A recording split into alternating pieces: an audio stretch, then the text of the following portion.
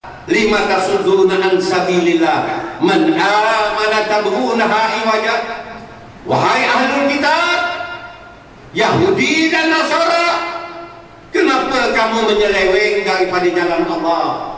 Orang yang beriman, yakni orang Islam, kamu mahu mereka menjadi rosak dan terseleweng seperti kamu. Wahai umat Islam, ingatlah bahawa sesiapa yang murtad daripada kalangan kamu, Allah akan ganti dengan orang lain yang kasih kepada Allah. Ayat 54, 55 dan 56 memperingatkan perkara ini. Marilah kita berpegang teguh dengan tali Allah, jangan berpecah belah, agar kita tidak menjadi orang-orang yang murtad, kemudian Allah tidak kasihan belas lagi kepada kita sekalian, dan Allah menggantikan orang lain yang menjadi kumpulan Hizbullah dan memperjuangkan agama Allah. A'udzubillahi minasyaitonirrajim. Bismillahirrahmanirrahim. Ya ayyuhalladzina amanu man yartadda minkum an dinihi fasawfa ya'tillahu biqaumin yuhibbuhum wa yuhibbuna adillatin 'alal mu'minina 'izzatin 'alal kafirin yujahiduna fi sabilillahi wa la yakhafuna lawmata la'im dzalika fadlullahi yu'tihi man yasha' wallahu wasi'un 'alim. Innama waliyukumullahu wa rasuluhu walladzina amanu الذين يقيمون الصلاة ويؤتون الزكاة وهم راكعون ومن يتولى الله ورسوله والذين آمنوا فإن حزب الله هم الغالبون.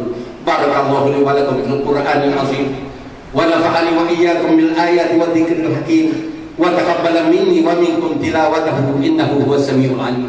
Mimbar selalunya menjadi tempat kita mendidik masyarakat dengan firman Allah dan dengan sunnah Nabi.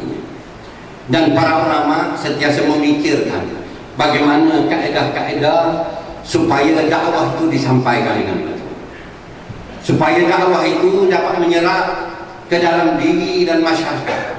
Sama ada orang bukan Islam, mereka menerima Islam, dan sama ada orang Islam, dia menjadi lebih Islam lagi.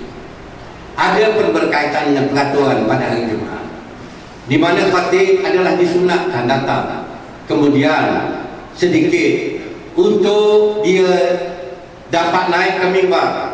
Dia tidak disunatkan datang awal seperti orang biasa. Adalah menjadi tanggungjawab kita sekalian. Jangan terlalu gopoh-gapoh apabila masuk waktu, seolah-olah nak semayang orang mati. Tak boleh nak tunggu sebentar dah. Kerana ada peraturan di dalam masjid.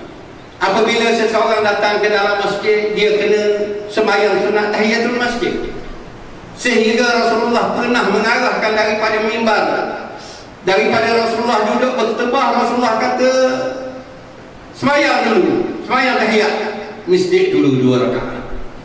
Ada pun di dalam hal yang berkaitan dengan kita sekalian ini, haruslah kita menunggu sebentar.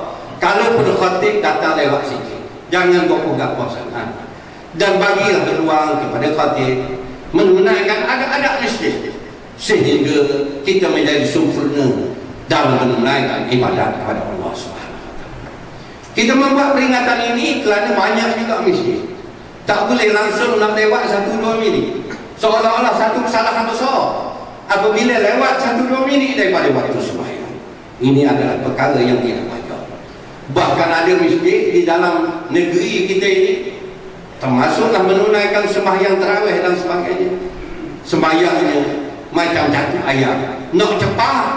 Kerana apa? Nak menghabiskan jumlah rakaat dengan tidak mengira kosong ataupun tidak kosong sembahyang.